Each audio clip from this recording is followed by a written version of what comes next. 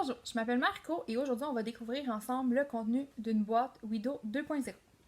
Donc, quand on ouvre la boîte, on retrouve premièrement ceci. Vous pouvez voir des exemples de modèles que vous pouvez construire. Au dos, on retrouve le contenu de la boîte, mais aussi la répartition des pièces dans le plateau blanc. Ensuite, voici le plateau blanc. C'est ici que vous allez retrouver toutes les pièces nécessaires pour construire vos modèles.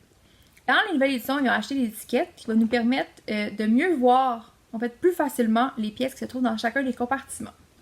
On trouve 4 sortes de pièces. La première, c'est les pièces structurelles. Ensuite, on a aussi les pièces de connexion.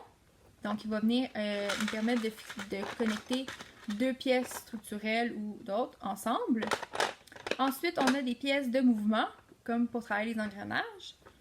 Et des pièces de décoration, des petits yeux, des petites fleurs, des trucs comme ça. Lorsqu'on retire le plateau blanc, on retrouve maintenant d'autres pièces, mais aussi ce petit outil orange. Ce petit outil orange va nous permettre, mais en fait il est bien utile, va me permettre par exemple, si je colle ces deux briques-là ensemble, de venir facilement les séparer. Aussi, si j'ai par exemple ce ici, incrusté là-dedans, puis j'arrive pas à le défaire, j'arrive pas. Je peux utiliser le petit bout ici, puis je vais venir l'enfoncer dedans et la pièce rouge va ressortir plus facilement. Donc c'est un petit outil très pratique. Et ensuite on va retrouver les pièces électroniques. Avant de passer aux pièces électroniques, je vous donne une petite astuce. Vous pouvez utiliser le couvercle comme zone de travail. Ça va éviter que vos pièces s'enfuient un peu partout en roulant. Voici donc maintenant les pièces électroniques qu'on retrouve dans l'ensemble. La première, c'est celle-ci, c'est le Smart Hub. Le Smart Hub, on va aussi l'appeler microcontrôleur. C'est comme notre cerveau. Il va recevoir les programmes, puis ensuite va les exécuter. Il y a deux façons d'alimenter le microcontrôleur. La première, c'est avec l'aide de deux batteries, ou sinon, vous pouvez utiliser une batterie rechargeable. Par contre, la batterie rechargeable, elle n'est pas fournie, donc c'est un achat supplémentaire à faire. Pour allumer le Smart Hub, il suffit d'appuyer sur le petit bouton vert ici. Quand la lumière clignote, ça signifie qu'il est en recherche d'une connexion Bluetooth. Et quand il va devenir complètement bleu, ça veut dire que la connexion avec Bluetooth est établie. Ensuite, ici, on a deux ports de connexion. Ces deux ports de connexion-là vont nous permettre de brancher ces trois choses ici.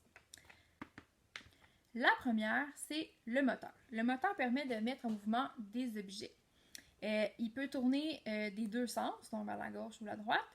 Et on peut aussi y ajuster sa vitesse ainsi que la durée d'exécution. Vous savez noter que comparativement, par exemple, au robot EV3, les fils sont déjà installés sur les capteurs. Ensuite, on a ici deux sortes de détecteurs. Le premier, c'est le détecteur d'inclinaison. On peut le reconnaître par les petites flèches qui se trouvent sur le côté. Donc, comme son nom l'indique, lui, il va détecter les inclinaisons. Il peut en détecter 6 au total. Donc, la première, c'est d'un côté, ensuite de l'autre, vers le bas, vers le haut. Aucune inclinaison et toute inclinaison. Et finalement, on a le détecteur de mouvement. Le détecteur de mouvement, on le reconnaît par les deux petites lumières qu'il y a en avant. Ça ressemble à des yeux. On utilise ce capteur-là pour détecter en fait les changements de distance entre lui et d'un objet. Quand un objet est à sa portée de détection, il va détecter l'objet de trois façons différentes. La première, c'est lorsqu'un objet se rapproche. Ensuite, lorsque l'objet s'éloigne. Et sinon, lorsqu'un objet change de position. Voici ce qui conclut la présentation de l'ensemble Wido 2.0.